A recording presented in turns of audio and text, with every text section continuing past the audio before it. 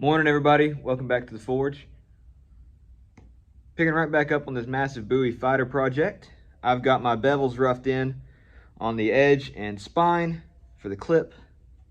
And we're gonna truck right along and put this into our heat treating oven and get this set up to start getting normalized so that our grain structure is nice and refined and able to hold a nice keen edge when we finally get it sharpened. So, let's get this sucker put up in our oven. We'll see y'all there. So this here is my second or third round of normalizing. I believe this was my 1450, maybe it was 1550. I don't really remember. My typical cycles for normalizing, I go 1750 down to 1650, then 1550, 1450, and then I'll let it soak at 800 degrees before I go back in and do any more grinding. But here we can see it cooling down. You can kind of see a little bit of the pattern going on. It's a really cool little raindrop pattern, low layer. It's going to be really bold and beautiful whenever it gets all done. But here we go. I've heated the blade back up in my kiln to 1525, and we are going to quench it into Parks 50 fast quench oil. Should get a good Martensite formation there. So yeah, there it is, the quench. Came out nice and straight. Pretty happy with that right there. Ooh, don't drop it. Making sure I don't get any auto tempers. It's the last thing you want. And then we'll set it in the vise to cool all the way down. Maybe. There we go. Oh, stressful. But I think we're okay. We'll find out. All right. 65 HRC file.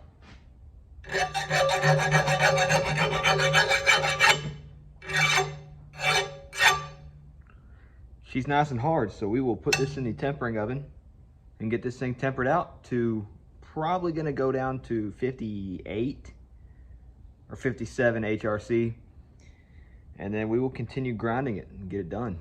So let's go. So here's the sword right out of the tempering oven. It didn't fit in my actual tempering oven, so I had to use my kitchen oven, but I got a good solid straw temper on there, so there we go. So I've got the sword ground, heat treated, looking all pretty, nice and tempered. We are sitting at about 59 HRC, which is great for this sword. Typically a sword you want about 55, 56 because they would be, you know, hitting against metal. But this one is not going to be hit against metal. It's going to be hit against basically just a barrel, so just wood. So we're good. We're 58, 59 HRC is perfect for this. It's nice and thin, nice and flexy. It's got some flex to it. And so we're going to hop into the arduous task of hand sanding. I'm going to take it up to about 800 to maybe 1200 grit, just so I can make sure I get a good clean etch on this Damascus. And then we will start getting a guard and handle on here. So let's go. Hey, what do you know? I accidentally completely forgot that I needed to hit record when I was hand sanding. So yeah, anyway, we're just going to go ahead and cut these holes. I got an angular fit up pointing to my center drill right there so I can drill on my angle and get nice straight holes. You need one of those. I use a 1/4 inch and an 1/8 inch all the time. They're great. And now I'm just going to start shaping my guard up. It's just kind of rounding the corners off, making it to where it's actually kind of comfortable to hold, follows the flow of where your fingers want to go. Using my small wheel attachment. And the grinder doesn't like holding this one. It's pretty wobbly, so I need to find a more stable mount for that, but it's really not that bad. I make it work for me. It's what I've been grinding on for about a year now, so I mean it does what I need it to, and it does it pretty well.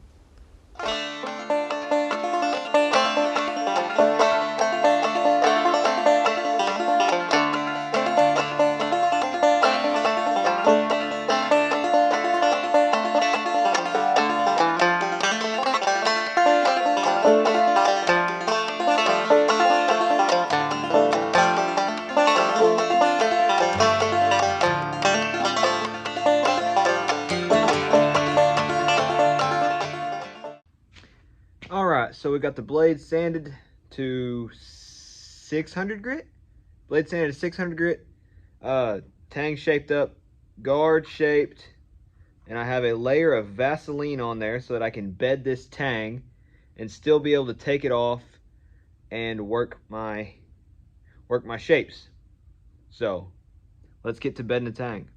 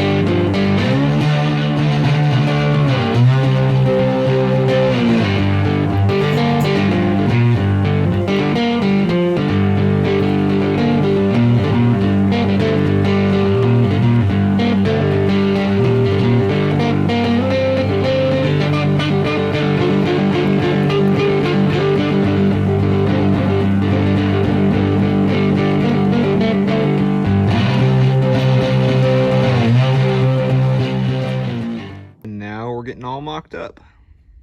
Now we wait about an hour and we'll come pull it apart.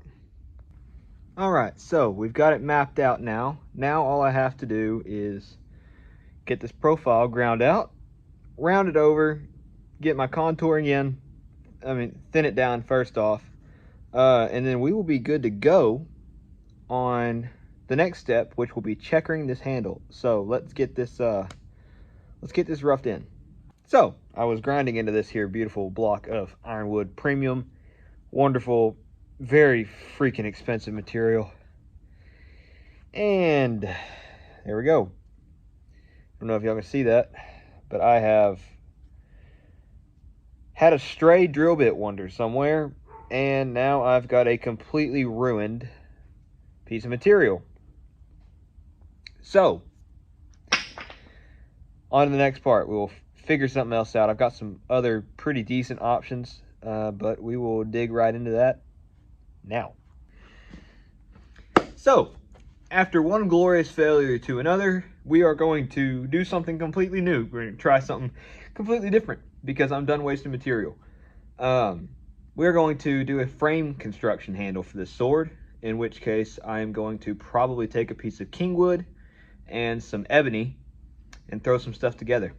If it doesn't come out as kingwood and ebony, you'll know that I messed more stuff up. So let's, well,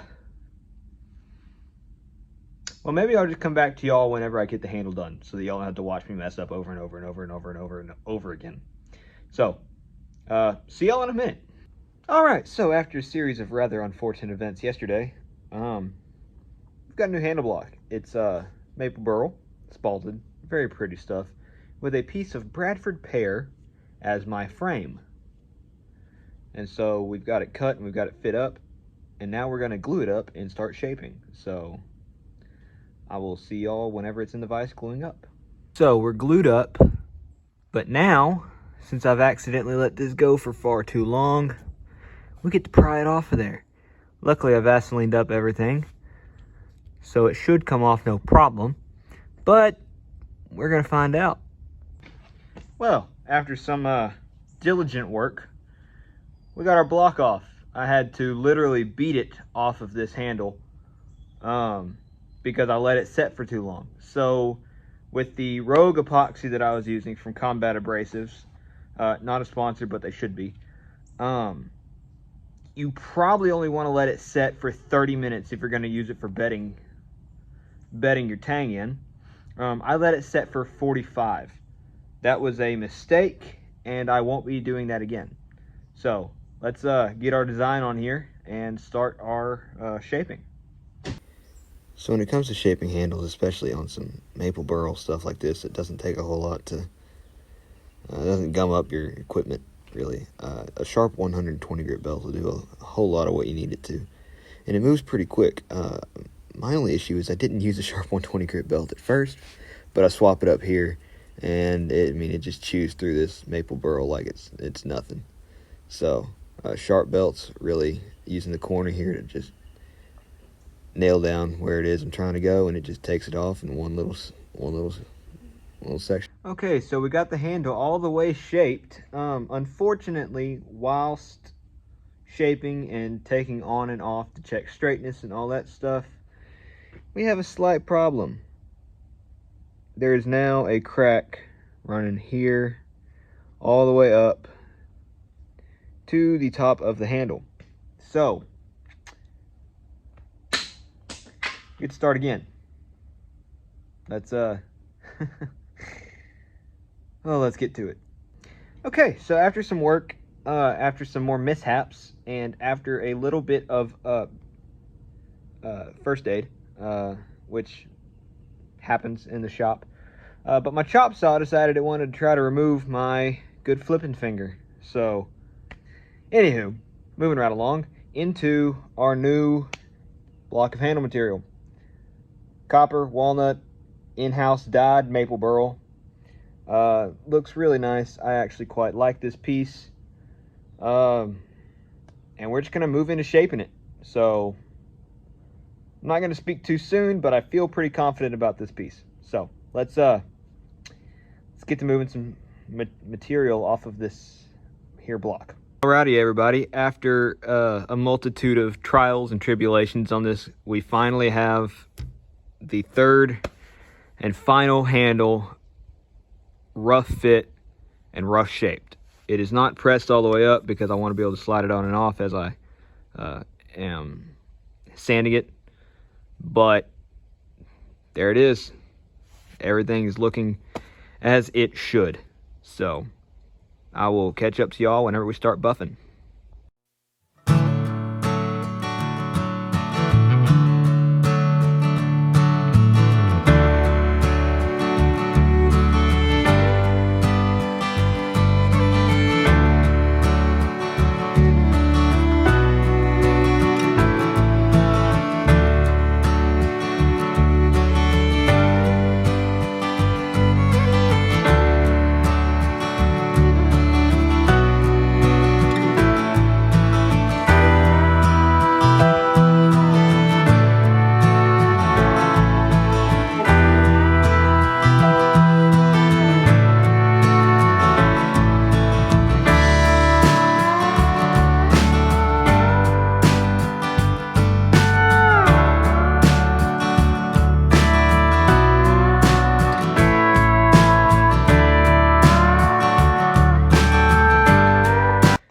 So after quite a bit of work, and what was only a few minutes for y'all was hours and hours for me, we've got this hand sanded to 3000 grit. So now we're going to take it through my buffing stages and get this thing buffed out to a nice polish, and then later we'll checker this handle and put it on the sword and finish it out. So let's hop into polishing. So we're buffing.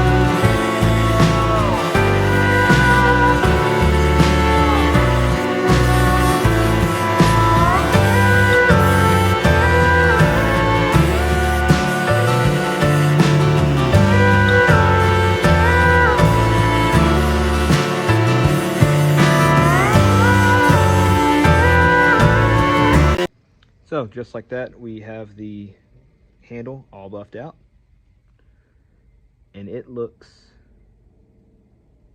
absolutely gorgeous. So we will move on to etching. We'll move on to etching the blade, and then getting it all put together. Okay, so in this vat is enough instant coffee to kill a horse, as well as the short sword. We're going to let it etch in this instant coffee, probably do an 8-hour etch, and then we'll pull it out, and all our dark should be dark and all our light should be light. So we'll see y'all in 8 hours. And with that, the sword is done. I want to thank y'all for sticking around. Please like, share, and subscribe, and enjoy the videos and pictures of the finished product.